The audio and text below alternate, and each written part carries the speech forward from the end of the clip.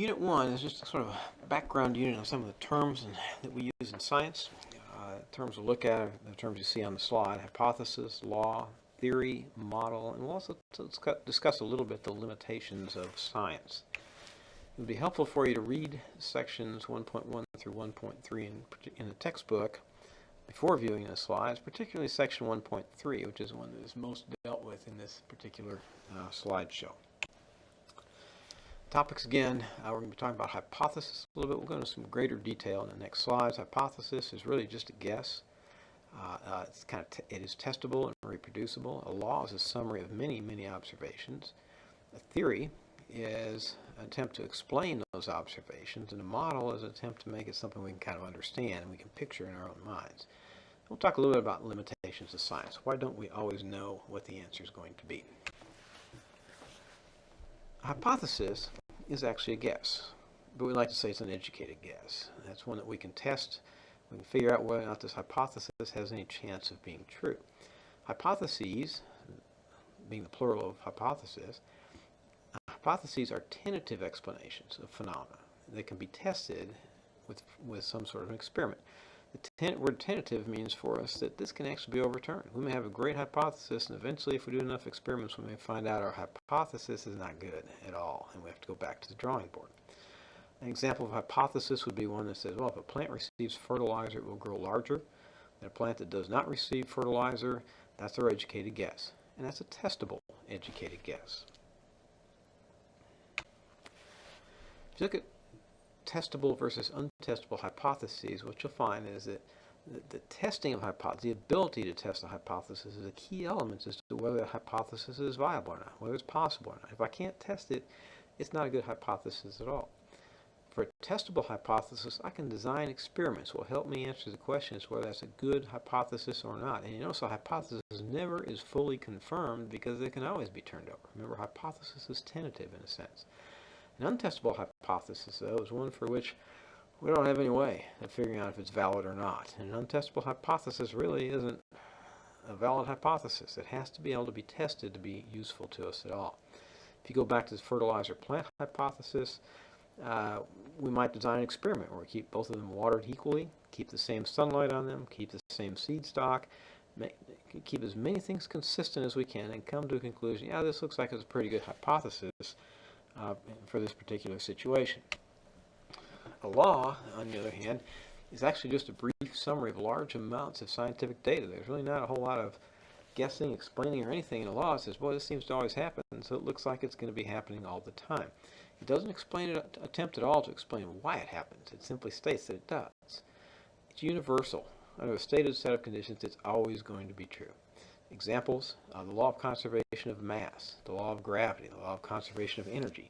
We've always seen that these things add up, and so we have no reason to expect that it's going to be different.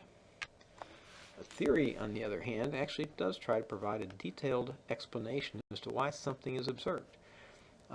Theories, just like hypotheses, are tentative. They can be overturned. Back in the 1700s, we had the phlogiston theory about in chemistry, and that's been overturned a long time ago and says, okay, it doesn't really work that way.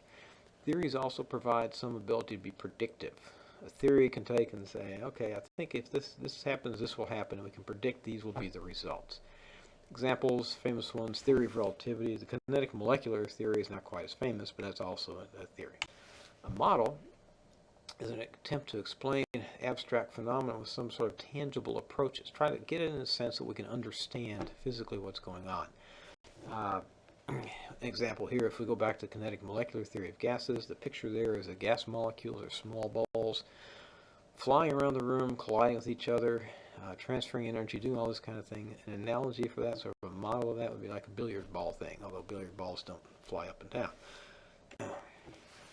If you look at the four terms, hypothesis, law, theory, and model, there's a sense sometimes that there's a scientific method, that it always works this way.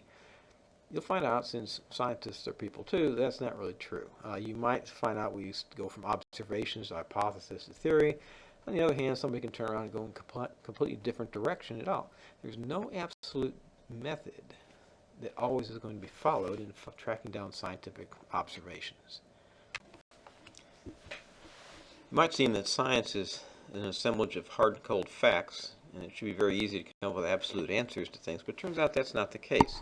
You're probably familiar with this just because if you think about what you read about dietary things, it turns out that one week they tell you, okay, eat all this, and next week they say, no, don't eat that, and next week you eat half that, and you never quite know for sure whether it's good for you or bad for you. Well, part of the reason for that is that there's a huge number of variables that are controlled in any scientific study. If you think about things in the human body, every human body is somewhat different, and so it's a little hard sometimes to get a grip on all those variables. So that's one of the biggest limitations of science, is we can't control all the variables we need to control. Consider the case of man-made global warming. It's been widely accepted now, not quite by everybody, but it's been pretty widely accepted that man's activities have had an effect on the overall atmospheric temperature.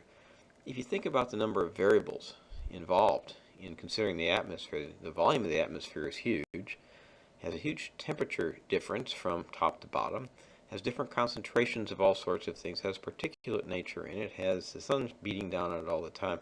It's a very, very complicated system. So sometimes it's difficult to come up with an absolute answer as to what is the answer in the end. Most of that data will be based on things like observations of historical data. This is what it seems to be doing. These are what the correlations look like. But it is a complicated process. After viewing this unit, you should take the self-assessment for Unit 1. This information will be included on a quiz coming up very soon, and take a look at the syllabus to find out when that will be.